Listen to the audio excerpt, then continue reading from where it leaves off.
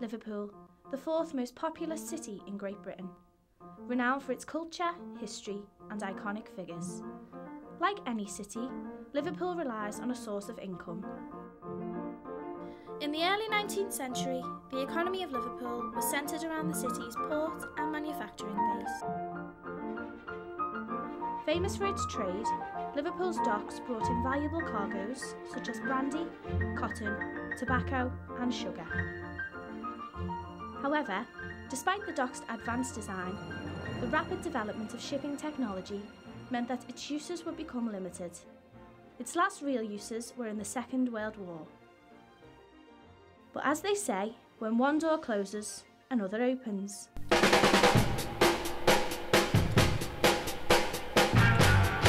With the decline of the docks and the Liverpool trading days becoming a thing of the past, the 60s brought a new source of income to the city. It saw the birth of the Merseybeat sound, where iconic figures like the Beatles and other Liverpudlian bands burst onto the scene. 300 other beat groups, as well as the Beatles, were performing throughout Liverpool. Musical venues grew at an almost concerning rate as the supply of small cellar pubs and converted theatres was unable to meet the demand.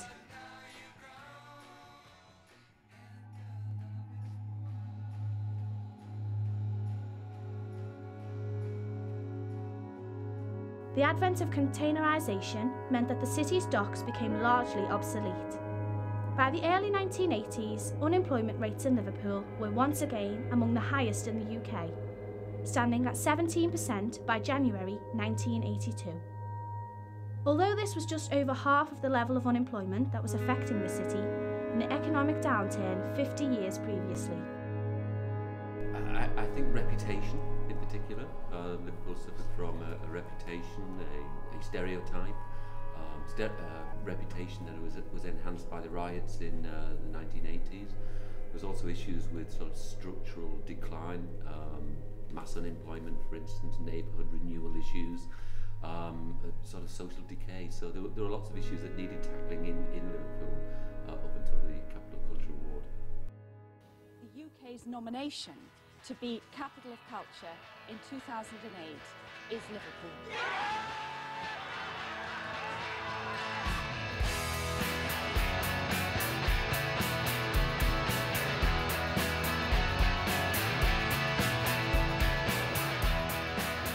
When the announcement was made and when Liverpool came out of the minister's mouth, I think there was just sheer elation. You know, I mean, I was at home at the time. We as a family were jumping around the bedroom. You know, there were people all across the city had suddenly realised that all this hard work had come to fruition. And it was a great feeling on that day across the whole city centre of people just feeling that we all had achieved something great.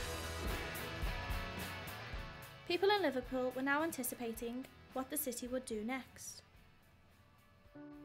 The European Union often designates a city to be a capital of culture when it's suffering from profound social and economic problems.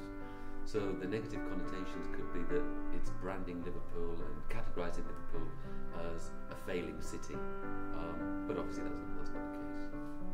It actually made people in the city and across the city region who maybe weren't and maybe still not involved directly in tourism realise the power of the visitor economy and realise not just what that can do economically, but what it can do to an atmosphere of a city as well. And I think Liverpool has really embraced the idea of welcoming visitors into Liverpool since 2008. It brought money and employment back to Liverpool. It put Liverpool back on the map.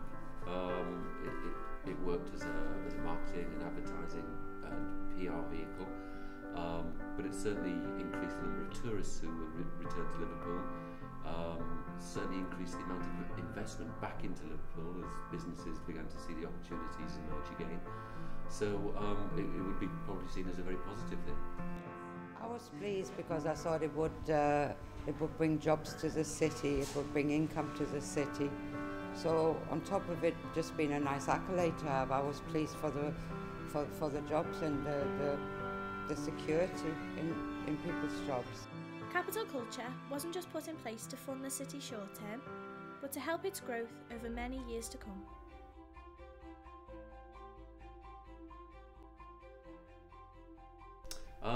Liverpool is doing a great deal to bring back tourism with the help of European Union structural funding money, with the help of the Capital Culture Award. I mean, you notice that with the flights that are coming into Liverpool Airport now, with the different visitors from all over the world, you notice a lot more foreign visitors coming to the city. We've got more museums and galleries than any other city outside of London.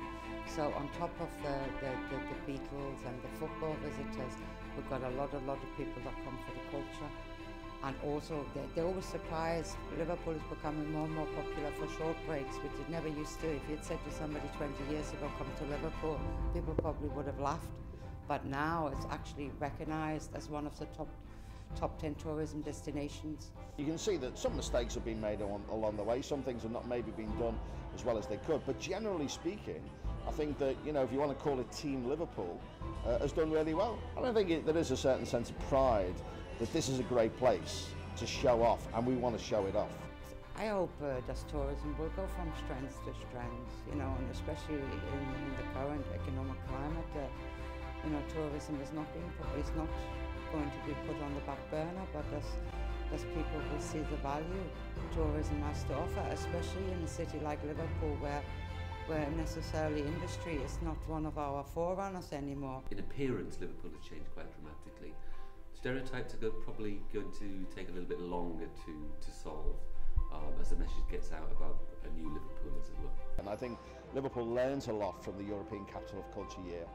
It experienced a lot, and it's primarily placed now to move forward into what will be difficult years ahead, but we come at it from a stronger position than we would have done had we not had the Capital of Culture title. I think that the success of the Capital of Culture is built upon further investment in tourism infrastructure, tourism attractions continue into the future, that it's not a flash in the pan, or it's not something which is very short-lived. Investment continues, and the regeneration of Liverpool continues too.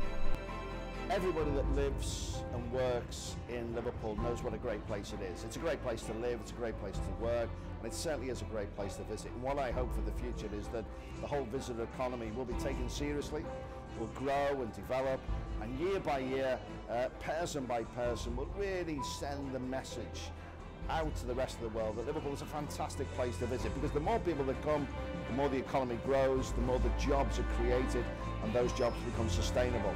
And let's really put tourism at the heart of Liverpool's economic future.